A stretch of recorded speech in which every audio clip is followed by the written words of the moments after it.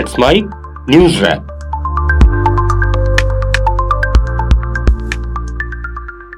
Let's mic news wrap में सुनते हैं आज सारे दिन की अहम खबरें सिर्फ 10 मिनट में। बिहार विधानसभा चुनाव के लिए बीजेपी ने पहली सूची जारी कर दी है। 71 उम्मीदवारों की इस लिस्ट में 3 दिग्गजों पूर्व कृषि मंत्री अमरेंद्र प्रताप सिंह, विधानसभा अध्यक्ष रहे नंदकिशोर यादव और कुम्हरार विधायक अरुण सिन्हा के टिकट काट दिए गए। नंदकिशोर यादव ने कहा कि वे पार्टी के फैसले से खुश हैं और नई पीढ़ी का स्वागत करते हैं। आरा से संजय सिंह टाइगर को मैदान में उतारा गया है। पटना साहिब से रत्नेश कुशवाहा और कुम्हरार से संजय गुप्ता को टिकट मिला है। नरपतगंज से जयप्रकाश यादव के बजाय देवंती यादव को चुना गया। अन्य सिटिंग विधायकों जैसे रीगा से मोतीलाल कानन, औराई से रामसूरत राय, राजनगर से रामप्रीत पासवान, बौराम से स्वर्णा सिंह गौड़ा, कटोरिया से डॉक्टर निक्की हेम्ब्रम और सीतामढ़ी से मिथिलेश कुमार के टिकट भी कटे हैं। उप मुख्यमंत्री सम्राट चौधरी तारापुर से लड़ेंगे। एनडीए ने 101 सीटें बीजेपी जेडीयू को दी हैं, जबकि एलजेपी को 29। जेडीयू की सोनबरसा सीट एलजेपी को दिए जाने जैसे विवादों के कारण पार्टी के भीतर गहरा असंतोष है। केंद्रीय मंत्री और हिंदुस्तानी आवाम मोर्चा सेक्युलर के नेता जीतन राम मांझी ने जेडीयू की आवंटित सीटों पर विरोधियों के उम्मीदवार उतारने के जवाब में बोधगया और मखदूमपुर से अपने प्रत्याशी उतारने की घोषणा कर फ्रेंडली फाइट का संकेत दिया है। डिसीजन हो गया है, तब फिर जेडीयू के सीट पर कोई दूसरा क्यों उनसे मूल दे रहा है, और हम उनसे सहमत होते हुए हम भी जो बोधगया से पार्टिकुलर नेता का जो सीट मिला है वहाँ, और मखदूमपुर से जो सीट मिला है वहाँ भी हम अपना लोगों को सिंबल दे रहे हैं। यानी कि लोकसभा में नेता प्रतिपक्ष और कांग्रेस सांसद राहुल गांधी ने हरियाणा के दिवंगत आईपीएस अधिकारी वाई पूरण कुमार के परिवार से चंडीगढ़ में मुलाकात की। वहीं मीडिया से बात करते हुए उन्होंने कहा कि इस अधिकारी का अपमान करने के लिए और करियर को नुकसान पहुंचाने के लिए दूसरे अधिकारी काम कर रहे थे। मेरा प्रधानमंत्री और हरियाणा के मुख्यमंत्री को संदेश है कि आपने इस परिवार से जो वादा किया है उसे पूरा करें। देश में करोड़ों दलित भाई बहन हैं, उनको गलत मैसेज जा रहा है। क्या मैसेज जा रहा है कि आप कितने भी सक्सेसफुल हो, कितने भी इंटेलिजेंट हो, कितने भी कैपेबल हो, अगर आप दलित हो आपको दबाया जा सकता है, आपको कुचला जा सकता है, आपको फेंका जा सकता है, और यह हमारे लिए एक्सेप्टेबल नहीं है। तो मेरा मैसेज है as LOP to prime minister of India, to chief minister of Haryana, आपने इन 2 बेटियों को जो कमिटमेंट दिया है इसको आप पूरा कीजिए, और जो इनका फ्यूनरल है,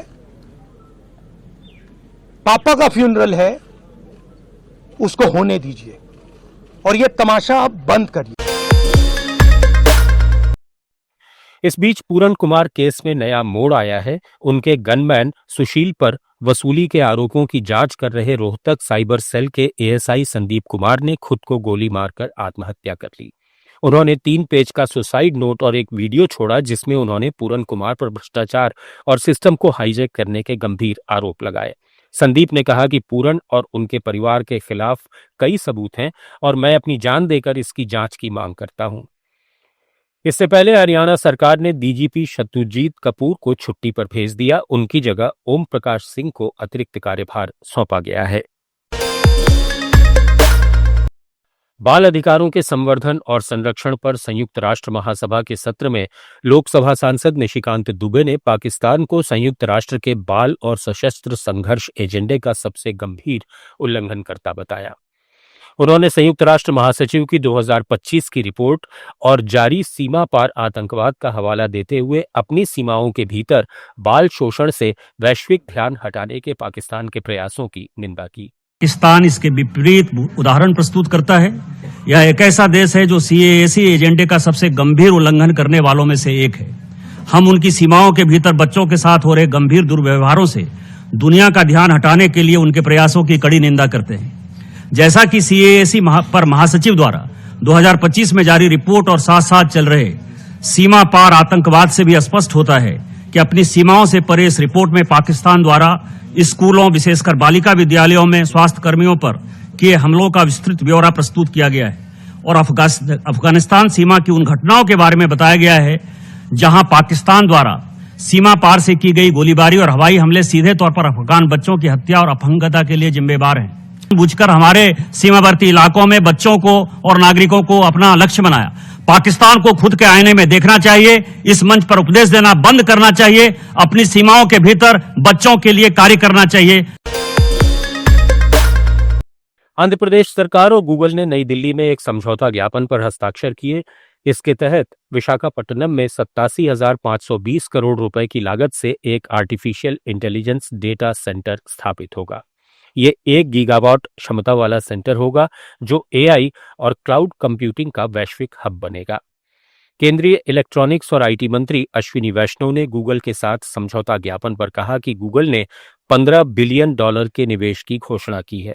डेटा सेंटर और AI हब विशाखापट्टनम में बनाने का ऐलान किया है। ये AI इंफ्रा को बढ़ावा देगा। आज गूगल ने $15 बिलियन का इन्वेस्टमेंट अनाउंस किया है डेटा सेंटर AI हब बनाने का विशाखापट्टनम आंध्र प्रदेश में। मैं माननीय प्रधानमंत्री श्री नरेंद्र मोदी जी को धन्यवाद देना चाहूंगा। आपके विजन से, आपके प्रयासों से विश्व की सबसे बड़ी कंपनियां भारत में अपना इंफ्रास्ट्रक्चर स्टैब्लिश कर रही है। मैं धन्यवाद देना चाहूंगा माननीय मुख्यमंत्री आंध्र प्रदेश श्री चंद्रबाबू नायडू जी का।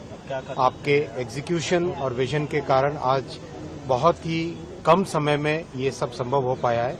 ये $15 बिलियन का investment world class data centre और AI हब में होगा।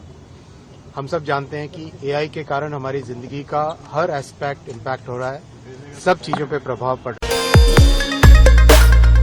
संयुक्त राष्ट्र शांति अभियानों में योगदान देने वाले देशों के प्रमुखों के सम्मेलन में भारतीय सेना प्रमुख जनरल उपेंद्र द्विवेदी ने कहा कि भविष्य के युद्ध साहसिक कल्पना और व्यावहारिक अनुकूलनशीलता से जीते जाएंगे।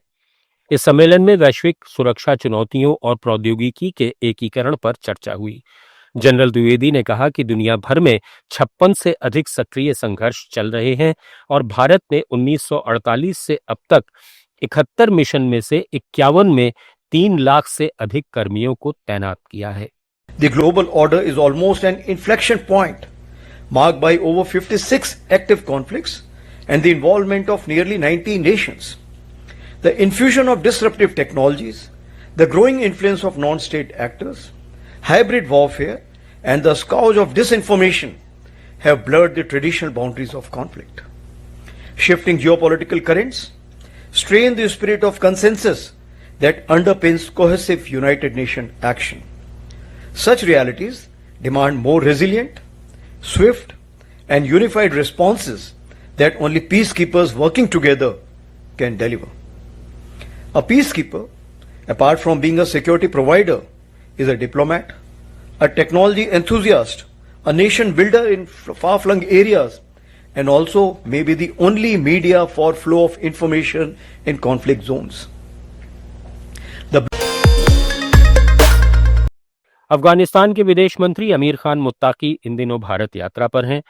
उन्होंने दिल्ली में भारत अफगानिस्तान संबंधों पर कहा कि हमें उम्मीद है कि हमारे संबंध और बढ़ें। भारत के साथ हमारा व्यापार $1 बिलियन से ऊपर का है। हम चाहते हैं कि हमारे बीच सांस्कृतिक और खेल के माध्यम से संबंध और अच्छे हो जाएं। शुक्रिया।